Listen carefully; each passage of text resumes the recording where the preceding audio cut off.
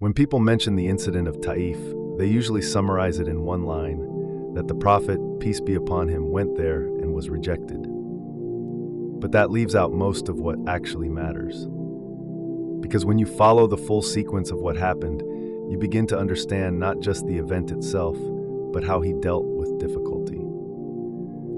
At this point, the Prophet, peace be upon him, had been calling people in Makkah to worship one God for several years. The city was controlled by a powerful tribe known as Quraysh, and their leadership strongly opposed his message. Then the situation changed. His wife Khadijah passed away, and she had been his strongest personal support. Then his uncle Abu Talib died, and in that society, protection came through your tribe. So once that protection was gone, the environment around him became more dangerous, even though his message remained the same.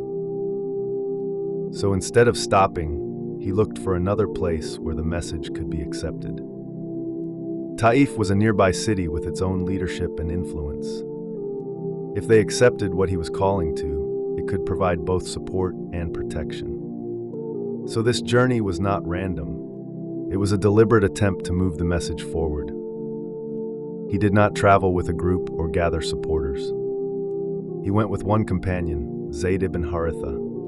That detail matters because it shows that this was not a display of power. It was a direct approach, focused on delivering the message. When he arrived in Taif, he went straight to the leaders. He presented the message clearly: worship one God and leave idol worship. There was no attempt to soften the message depending on the audience. It was direct and it was consistent. The leaders did not respond with discussion. They did not question the message, and they did not try to understand it. Instead, they dismissed him and mocked him. Some questioned why he would be chosen. Others refused to take him seriously. What stands out here is that the message itself is not addressed at all. It is avoided, and the focus shifts entirely onto the person delivering it. After that, the situation does not remain contained. It spreads. The leaders encourage others in the city to push him out. What was a private rejection becomes public. Groups gather not to listen, but to drive him away. And then it escalates further. As he tries to leave the city, stones are thrown at him. This is not a single moment that ends quickly. It continues as he moves away. He is injured, his feet begin to bleed, and his sandals are filled with blood. Zayd ibn Haritha tries to shield him and is injured as well. At this point, the situation is no longer about rejection. It has turned into sustained harm. Eventually, he reaches a garden outside the city. This is where the situation shifts. Up until now, everything has involved people, their reactions, their decisions, their hostility. Now the focus changes. He turns directly to Allah. He says, "O Allah, I complain to you of my weakness, my lack of strength, and my helplessness before the people. O most merciful of the merciful, you are the Lord of the weak, and you are my Lord. To whom will you leave me? To someone distant who will frown at me, or to an enemy you have given power over me? If you are not angry with me, then I do not care. Your forgiveness is more vast for me. I seek refuge in the light of your face, which illuminates all darkness and sets right all matters of this world and the next. That your anger comes upon me or your displeasure descends on me. To you belongs all contentment until you are pleased. There is no power and no strength except through you." After this, something different happens. The owners of the garden send a servant named Adas with some grapes. The interaction here is quiet, but it stands out because of everything that came before it. When the Prophet, peace be upon him, takes the grapes, he mentions the name of Allah before eating.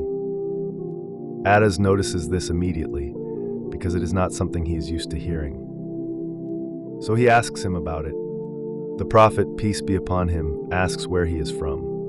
He says Nineveh, and when Yunus, Jonah, is mentioned as a prophet from that place, Adas is surprised, because this is not something commonly known in that environment. So this becomes a moment of recognition. Right after rejection and harm, there is still someone who understands. After all of this, the situation shifts again. An angel comes, the angel of the mountains, and he presents a direct option. If the prophet, peace be upon him, wants, the people of Taif can be destroyed. The timing of this matters.